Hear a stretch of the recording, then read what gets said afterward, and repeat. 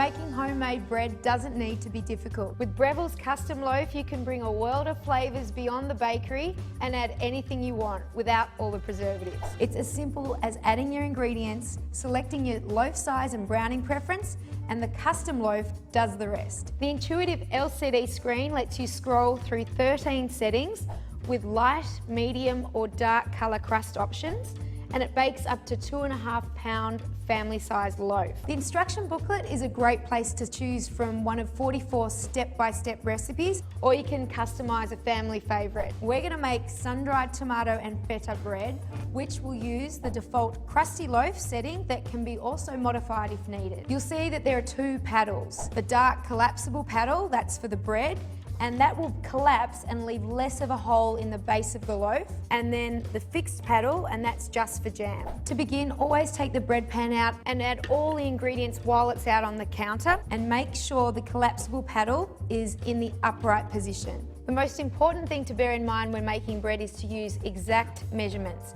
To start, get all your ingredients out and ready on the counter in the order that it's listed in the recipe. And this always goes liquids, fats, dry ingredients, and finally yeast. And everything should be at room temperature, since this can actually affect the yeast's activation and the way that the bread ultimately rises and bakes. For liquids, only use liquid measuring jugs or cups, and check the level while it's on the counter to make sure that the amount is exact. So here we have 1.5 cups of water and 1 extra tablespoon. Consider using filtered or bottled water, because the additives in tap water can actually affect the way the yeast rises. 3 tablespoons of olive oil, and for the dry ingredients we have 1.5 teaspoons of salt, 3/4 teaspoon of vital wheat gluten, which actually improves the loaf height, texture and structure, 1.25 teaspoons of dried basil, 1.25 teaspoons of oregano, and precisely 4 cups plus 2 tablespoons of bread flour.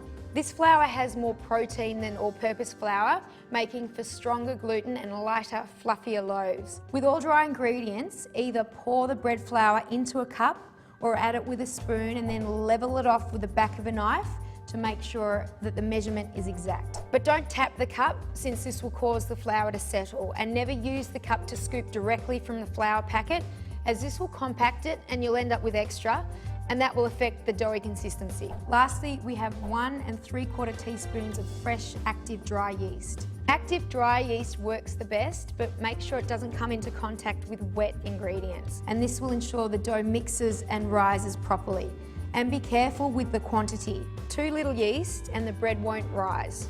Too much, it will rise but then quickly collapse. And now add the ingredients to the pan. Got some liquid, and then the fat, and then the dry, salt, vital wheat gluten, basil, oregano, and the flour, and then the yeast. Be sure to wipe any spilled ingredients from the rim of the pan so it doesn't drop into the baking chamber. And now the bread pan's ready to go in. Just align the wing nut with the drive mechanism inside the baking chamber. Just lower it in. It may take a little bit of jostling, but it definitely clicks into place, and then lower the lid. And this recipe calls for sun-dried tomatoes and feta, which goes straight into the automatic fruit and nut dispenser. You can really jazz up any white loaf with dried fruit, nuts, chocolate chips, and seeds even, as they drop down at exactly the right time, and you don't have to stand by to monitor the progress. Any soggy food, such as these sun-dried tomatoes or feta, should be well drained and patted down dry on paper towel. If you have the dried packet version of sun-dried tomatoes, they'll work too. Now shut the lid of the dispenser and set the dial to crusty loaf, which will give you a crisp crust on the outside but chewy on the inside. There are no colour crust options, but by using the modify button, you could tailor the baking temperature or time for a harder or softer crust. And I'm going to change it to 2 pounds and then press select. And now press start. You can press the light to see inside the baking chamber as the dough cycles through. There's preheat, need 1, need 2, where you'll see the dough ball being tossed around by the paddle, and monitor the consistency of the dough, because factors like humidity or flour measurement can affect it.